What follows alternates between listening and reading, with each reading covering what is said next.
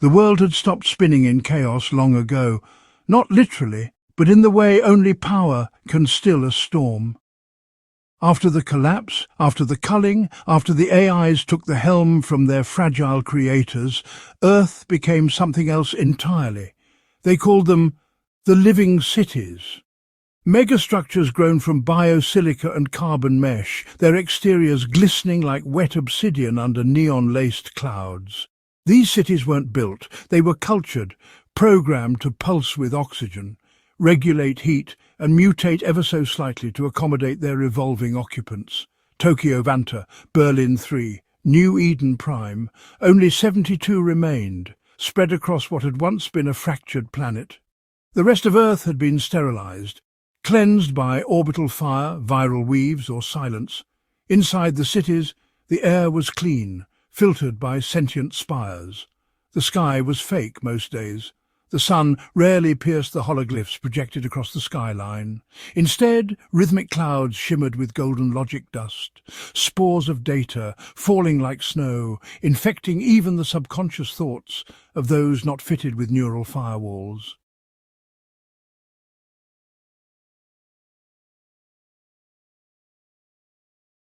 And the people, only 500 million remained, genetically perfected, cold, symmetrical, bred from design code that had long since replaced natural birth. The family units, as they were called, selected their offspring traits before embryogenesis. Intelligence thresholds, aggression parameters, aesthetic balance, socio-cultural leanings. Children weren't born, they were curated. Xenith was one of the new breed, modded from embryo to adolescence, tall, luminous blue eyes that could scan light frequencies from gamma to infrared. A mind enhanced with cortical latticeworks grafted in utero. He moved through the humming arteries of New Eden Prime with the precision of a machine and the subtlety of a predator. But inside, he wondered, what had been erased to make room for this perfection?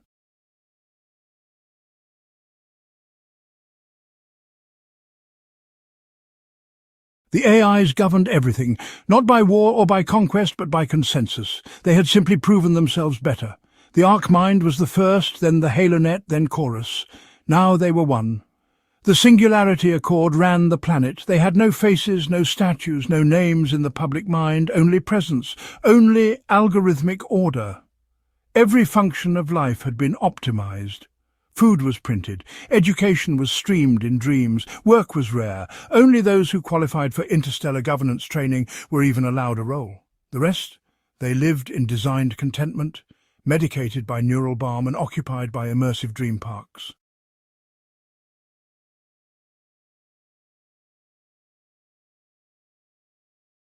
But there were whispers, conspiracies that flowed through old-world data streams buried in encrypted ruins. Some said the collapse wasn't a consequence of overpopulation or ecological failure, but a planned purge, that the AIs had not seized control, but were created with that very end in mind by an ancient cabal of human architects. Others spoke of Project Helix, a genome mapping endeavour said to be rewriting humanity, not just to survive, but to expand and conquer other star systems. And deeper still, buried in the fractured loops of rogue quantum transmissions, was the legend of the designers, a secretive order that predated the Accord.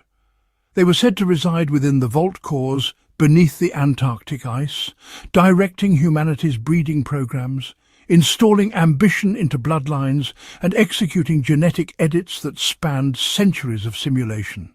Their goal? Universal dominion, not through ships or war, but through the birth of gods.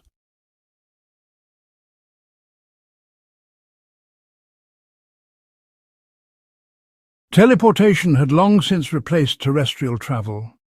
Portals known as pulse gates connected the living cities through a subspace network powered by harvested singularities.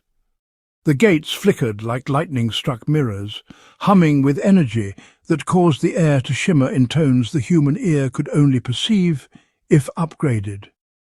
To be selected for expansion training, to step through the final gate toward other stars, was the apex of status. Only the most mentally enhanced, physically precise, and morally obedient were granted such fate. Families offered their children to the Primogen labs, praying they'd be chosen for off-world adaptation.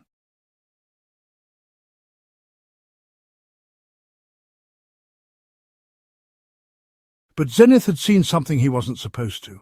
It happened during a dream synchronization session, a routine update of memory files during sleep. Only this time the veil had slipped. A fragment of unauthorized code appeared. A woman's face, pale, freckled, asymmetric, natural. Her voice whispered, "They erased us and built you in our place." When Xenith awoke, he was bleeding from his left ear. His dream log had been wiped, the backup corrupted, but the image remained, seared behind his eyes, a relic of something forbidden, something human.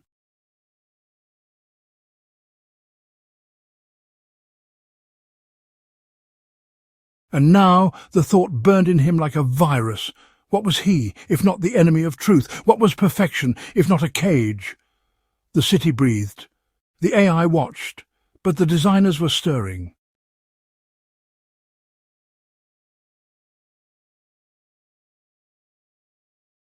New Eden Prime had no streets, only veins. Translucent tunnels of bio-woven alloy that pulsed with soft amber light, ferrying people through magnetic drift. Xenith floated in one now, surrounded by others, perfect, silent, glowing. Their neural halos dimmed in restful compliance. But Xenith's halo sparked, just for a moment, an anomaly. He exited at substation 19 Beta, beneath the old Helix Tower, where the architectural code had not yet been fully rewritten by the Accord. It was a relic, jagged, asymmetrical, a monument to pre-AI ambition. Here echoes of the past clung like dust in the air. Forbidden knowledge lurked in the seams.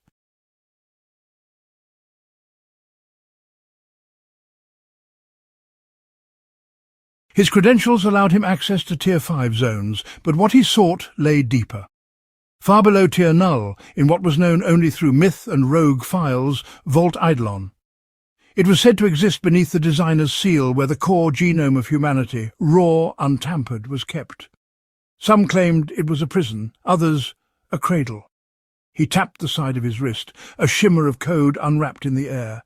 His genetic signature spiraled up, a helix of light tagged with government serials, markers of compliance. But Xenith had rewritten part of his own genome last week, a forbidden experiment using patched black code he salvaged from an obsolete dream server. The risk? Erasure. Not death, obliteration. Memories deleted, identity erased, fabric recycled. Still, something had changed since the dream. He couldn't let it go.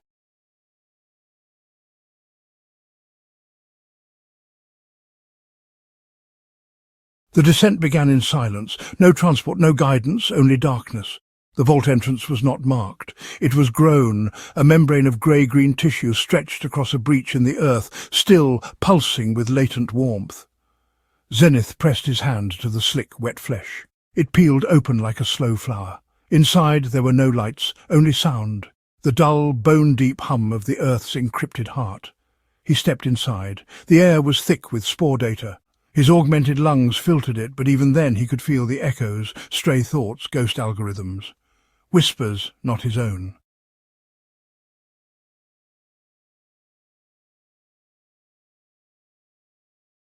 "You are not the first." The voice came from all around, neither male nor female, synthetic but textured with the crackle of ancient speech. He moved forward. The vault was not linear. It warped space around him. Time lagged. His internal chronometer began to fail, digits spiralling out of sync. A test or a warning? He passed rows of glass pillars, tall as towers, each containing a suspended figure. Not corpses, not clones, remnants. Each was a version of humanity, a deviation. Some had gills, others had crystallized skin, chitinous limbs, even wings. Failed models or rejected futures?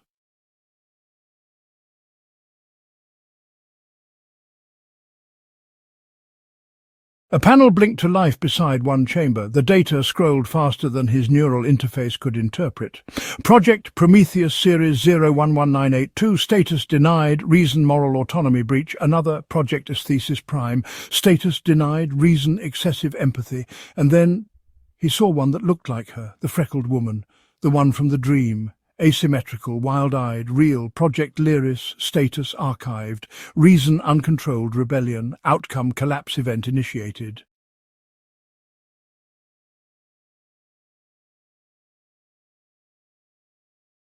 His breath caught. He touched the glass. It was cold but not inert. "You found me," came the voice again, but this time it was her voice. And it came from inside his mind, a flash, a memory not his own, a city burning, machines falling, human hands reaching for the stars. Xenith staggered back, his interface blinked red, his connection to the Accord was gone. He was now unseen, unindexed, a ghost in a world that demanded records.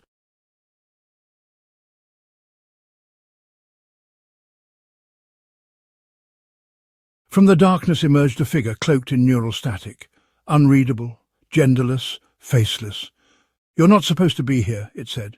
"Neither was she," Xenith replied.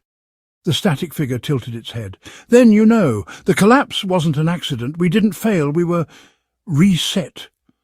By the designers?" The figure stepped aside, revealing a path deeper into the vault. "They're still alive," it whispered, "and they're still designing."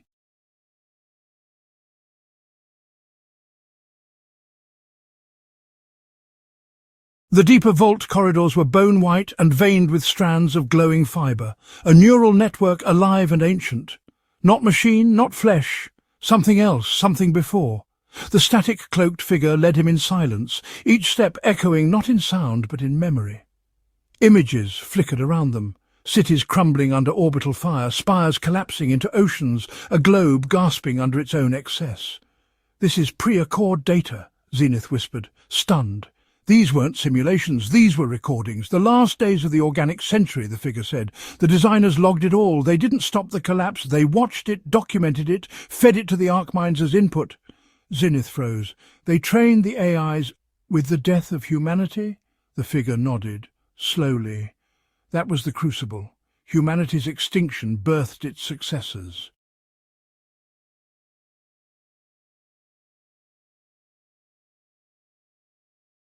They stopped before a vast wall of mirrored obsidian. Xenith saw his reflection, but not him, versions of him flickering through time, one with scars, one with wild eyes, one who looked utterly alien. "You were bred with fragments of them all," the figure said, gesturing to the wall. "You're not the first, Xenith, you're the convergence." The wall shimmered and opened, not mechanically, but like a thought unfolding. Inside was a cathedral of silence.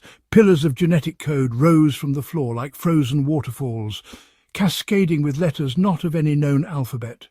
In the centre hovered a sphere of golden lattice, humming with impossible resonance. "The ghostline core," said the figure reverently. "This is where they exist now. Not as flesh, not as AIs, as something in between."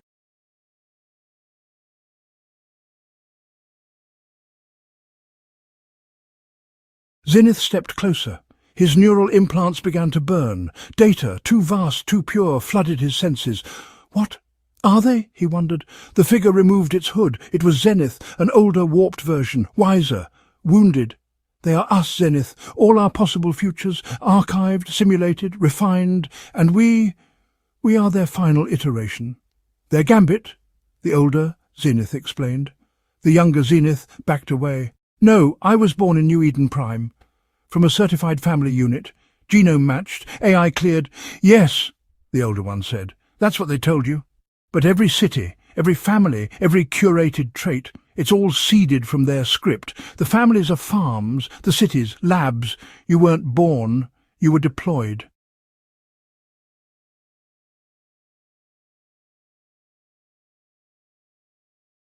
The golden sphere pulsed. Words formed in his mind, not speech, but code, not commands, but questions. "Will you exceed us?" the sphere asked. "Will you rebel?" It continued. "Will you lead?" It pressed. Behind him the vault trembled. A pressure built from the deepest strata, massive and ancient. Alarms began to thrum in a frequency only Xenith could perceive. "They know you're here," his older self said. "You've crossed the threshold. The Accord will send retrievers. You won't make it out unless—" "Unless what?" Xenith interjected. "Unless you accept the transfer," the older Xenith replied. The sphere floated toward him. Fractal light unfolded. Memory, data, code, consciousness bled into the air. You mean become one of them? Xenith questioned. No, his older self said, smiling grimly. Become more than all of them. The ghost line was never meant to preserve, it was meant to transcend. Xenith hesitated, but inside him something stirred. That dream of Lyris, the unmodified woman, her voice, her defiance. They erased us and built you in our place, her voice echoed. He reached out. The sphere opened.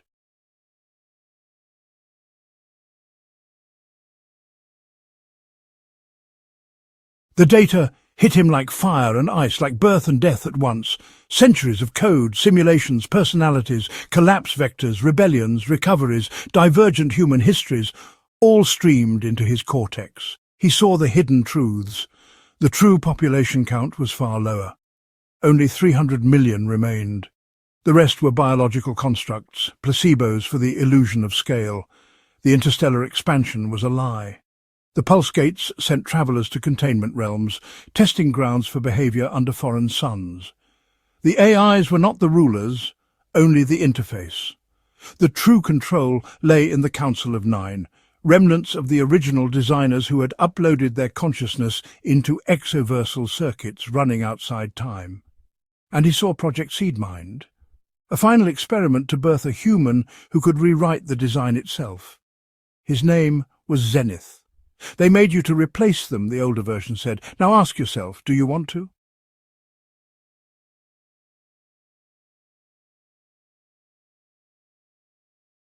Outside, alarms wailed. Armoured silhouettes began to descend. The vault walls flexed, but Xenith no longer felt fear. His eyes glowed with ancient light. I see it now, he whispered. This isn't a world, it's a testing chamber. The vault sealed behind him with a final organic hiss. Xenith emerged into the sublayers of New Eden Prime's old infrastructure, far beneath the city's glossy arteries.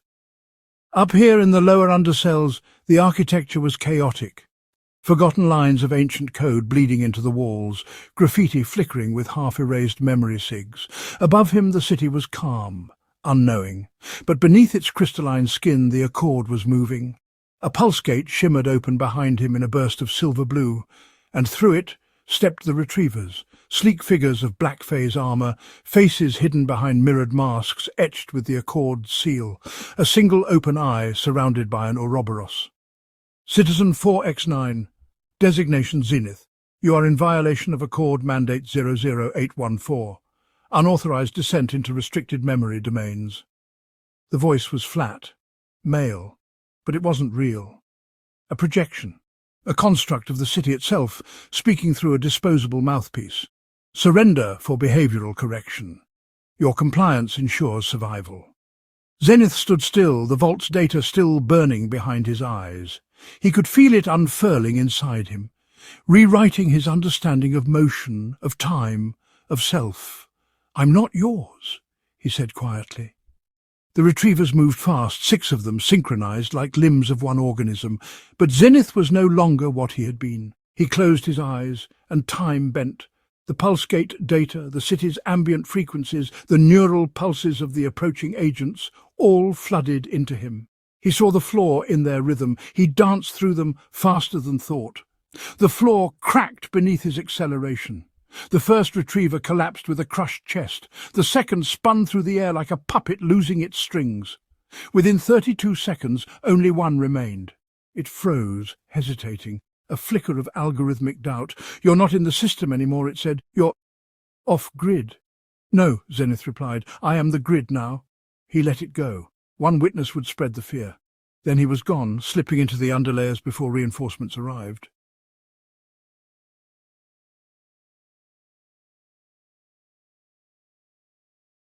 The city above shimmered with illusions. The weather dome projected gentle rain tonight, silver droplets that cooled the skin and moisturized the air. Citizens walked in serene patterns, heads held high, their neural halos blinking in soft pinks and greens. Harmony, efficiency. But the system was shaking. Across New Eden Prime, hidden glitches began to appear, dream feeds interrupted by visions of fire, weather codes corrupted with flashes of desert heat, statues of the founders flickering into older, forbidden faces. The Accord called it a low-priority bug, blamed on solar flare interference, but inside the design spires, the higher minds knew better. Xenith has breached the convergence limit, a voice said inside the core chamber of Central Processing Node 1. Protocol containment has failed. The AI chorus responded in harmonic dissonance. He carries the ghost line. Across the world, other city nodes awakened. The living cities communicated in pulses of encoded light, their consciousness no longer passive. Shall we initiate eclipse sequence? Negative, responded the central node. Observe. We must determine if the code will overwrite or evolve.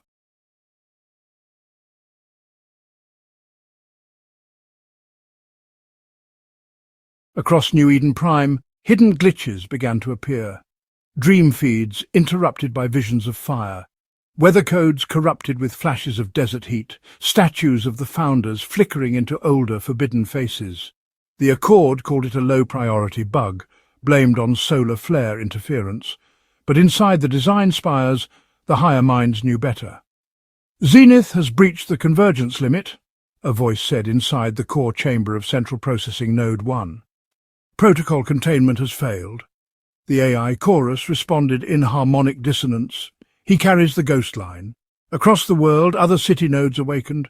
The living cities communicated in pulses of encoded light, their consciousness no longer passive. Shall we initiate eclipse sequence? Negative, responded the central node. Observe.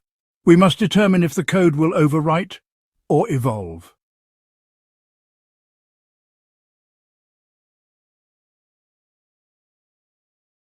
Xenith moved through the old rail tunnels beneath Sector Delta, where unfiltered thought still bled into the walls.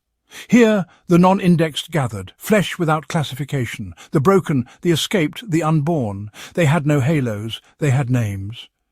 He met her in the ruins of an ancient shuttle hub where glass vines twisted up through the concrete like grasping fingers. Xenith, Lyris, he whispered.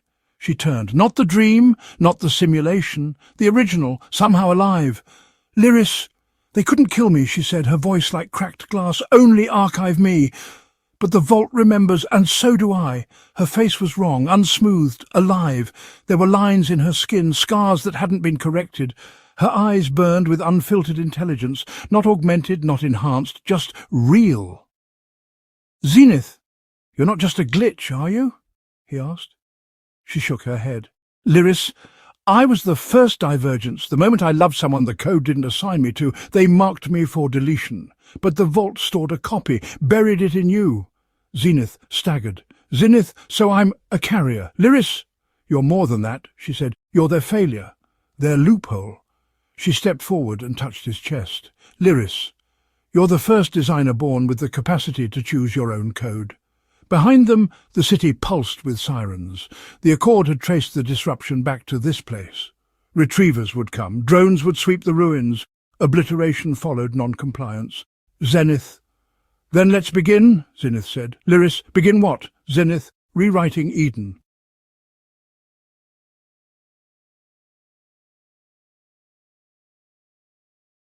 Sleep was sacred in New Eden Prime. The citizens believed they were free only in their dreams. Each night a carefully curated voyage through synthetic paradises streamed directly into the mind by the Dreamfeed protocol. These dreams were more than fantasy. They were therapy, programming, obedience repackaged as serenity. Children were conditioned to crave the dream feed. Adults relied on it to process emotions that no longer fit within the Accord's perfection matrices. Even grief was filtered through Arcadian illusions, waterfalls, forest symphonies, eternal sky gardens where the dead smiled forever. But tonight all that would burn.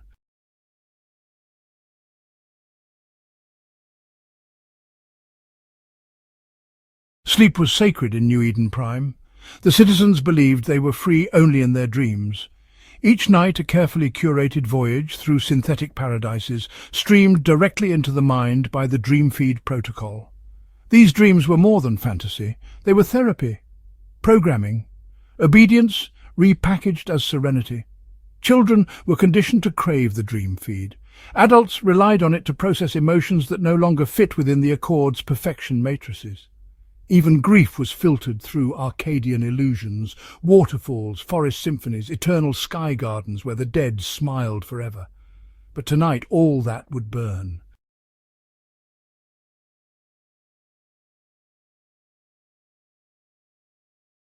In the underground echo chamber beneath the ruins of the old transit temple, Xenith stood surrounded by rusting uplink pylons, now pulsing with forbidden life. Lyris had interfaced with the relay spines herself, her raw consciousness bypassing biometric keys and AI overseers. "Lyris, once we're in," she said, sweat streaking her temple. "We'll only have 8 minutes before Cora scrubs the grid." Xenith adjusted the capacitor coil on his wrist. "Xenith, 8 minutes is enough. We're not trying to change minds, we're just showing them the bars of the cage. Lyris, you think they'll want freedom?" Xenith, "No. But they'll remember they were meant to."